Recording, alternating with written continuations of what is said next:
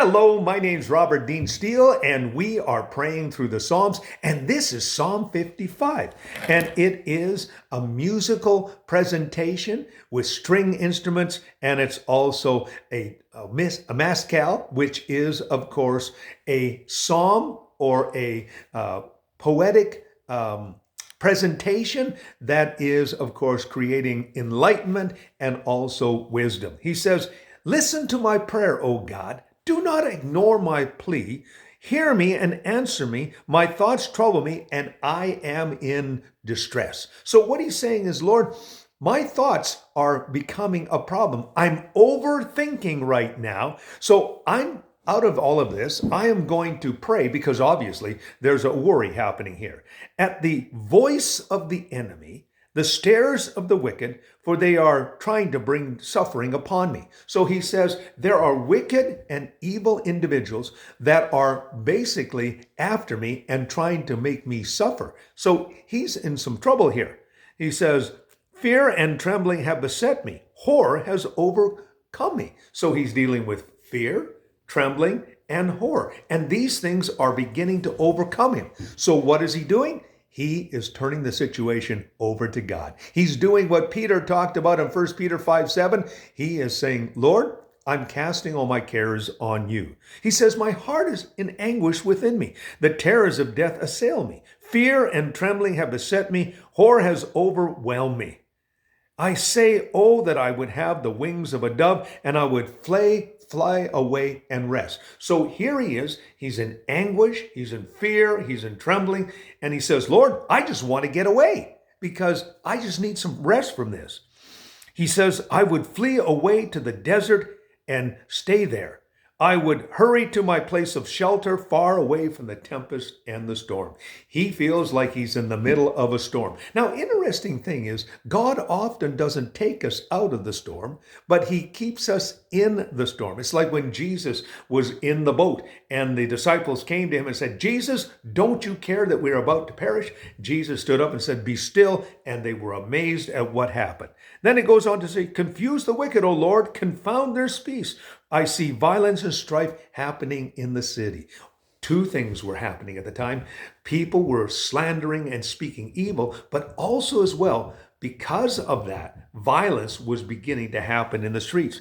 Night and day, they prowl among the walls. Malice and abuse are within it. He says they're prowling, they're abusing, and they're inactive with malice. Destructive forces are at work in the city. Threats and lies never leave its gate. He is equating what he's feeling like a city that has been overwhelmed by evil. If the enemy were insulting me, I would endure it. If a foe were raising himself against me, I would hide from him. But you see, he says, "Lord, this is what's happening.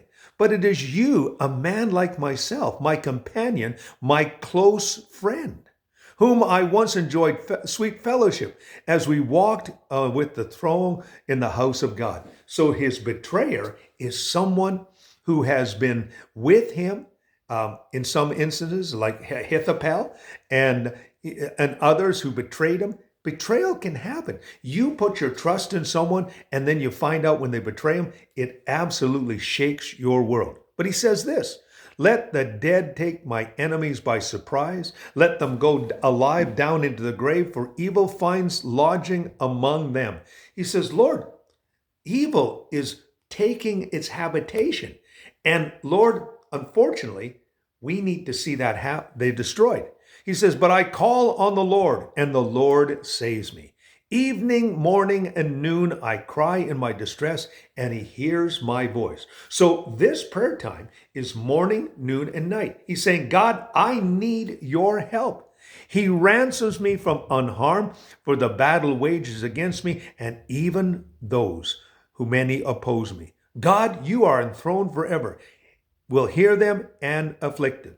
Men who never change their ways and have no fear of God. So he's dealing with individuals who have no fear of God and have no remorse and do not want to change their way. So he says, "Lord, you got to come and be my defender." My companion attacks his friend. He violates his covenant. His speech is smooth as butter, yet war is in his heart. His words are more soothing than oil, but they are like drawn swords. He says he's flattering, he's manipulating, he's intimidating, he's coming across like a friend, but the truth of the matter is he is my enemy. And he's using his words, and he uses them as oil and as drawn sword. He says this, cast your cares on the Lord, and he will sustain you. He will never let the righteous fall. There is a perfect thing that the very same thing that Peter would say, cast your cares on the Lord, for he cares for you. And I love that. He will never let the righteous fall. Isn't it great to know that you and I have someone who's sustaining us? But you, O God, will bring down the wicked. Into the pit of corruption, blood and thirsty, deceitful men will not live half of their lives. He says this, whatever a person sows, they shall reap. But as for me, what am I going to do? I'm going to trust in the Lord. I love that. He is bringing a parallel between the evil and the righteous, between those who would betray and those who would stand in trust. Someone who can stand with you and you will not betray you. He had been betrayed, but now his last statement is, but as for me, Lord, I'm going to trust in you. I'm going to trust your love. And because I trust in your love, I've got hope. Here we have Psalm 55. My name is Robert Dean Steele. We've been reading and praying through the Psalms. Have yourself a great and godly day.